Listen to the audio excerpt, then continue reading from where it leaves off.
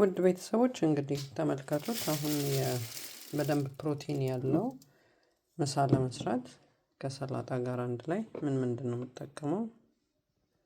ሽምብራ ነው። ይሄ በቤት ዘፍዝፌ ብጠቀም በጣም የተሻለ ነበር። ሰዓት ስላጣሁ ግን እሱን መጠቀም አልቻልኩም። ይሄንን ታውቁታላችሁ፣ ሩኩላ ሳላድ ደቀቅ አድርጌ ነው የምጠቀመው። ያው ፕሮሰሱን ሁሉንም እንግዲህ የምትፈልጉትን ሰላጣ መጠቀም ትችላላችሁ። በነገራችን ላይ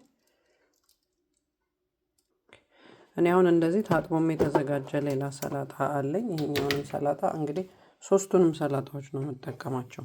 ይሄንን ሩኩላ ሳላድ፣ ይሄ ደግሞ ጀርመን ሰላጣ የሚባለው፣ ከዛ ጉርክ ካሳው አለ። እነኚህን ነገሮች እንግዲህ መጨረሻውን ነው የማሳያችሁ። ሶሪ። በነገራችን ላይ የሽምብራውን ውሃ አጥልለን ከተለያዩ ቅመማ ቅመሞች ጋር ከሰናፍጭ ጋር አንድ ላይ አድርገን እንፈልገውን ጨው ምናምን ጨማምረን እንደ ማዮኔዝ፣ የጾም ማዮኔዝ ወይም ደግሞ ድሬሲንግ መስራት እንችላለን። የሰላጣ ድሬሲንግ እሱ እንዴት እንደሚሰራ በሌላ ቪዲዮ አሳያችኋለሁ። ይሄኛውን ሴንፍ ነው የምጠቀመው። ይሄንን ይመስላል እንግዲህ የተለያየ እንደምትመለከቱት እዚህ ጋር ቂንጬ ያለ ሰላጣዎቹ በተለያየ መልኩ ከስር አሉ። አቮካዶ ሸፍኖት ነው እንጂ እዚህ ጋር ደግሞ ጉርከው አለ፣ እዚህ ቲማቲሙ አለ።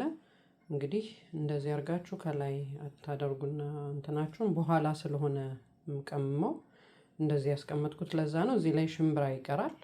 ሽምብራውን እናደርጋለን። ከዛ በሽምብራው ውሃ የሰራነውን ድሬሲንግ እዚህ ላይ አፍስሰን መጠቀም እንችላለን። ከፈለግን ነጭ ሽንኩርት፣ ዝንጅብል ማድረግ እንችላለን። ለቃናም ለጤናም ስለሚጠቅም ማለት ነው።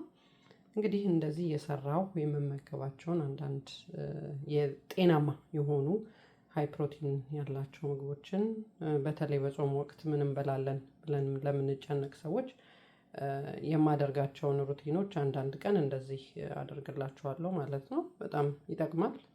ቆንጆ ነው። አመሰግናለሁ። ቴንክ ዩ ቻው።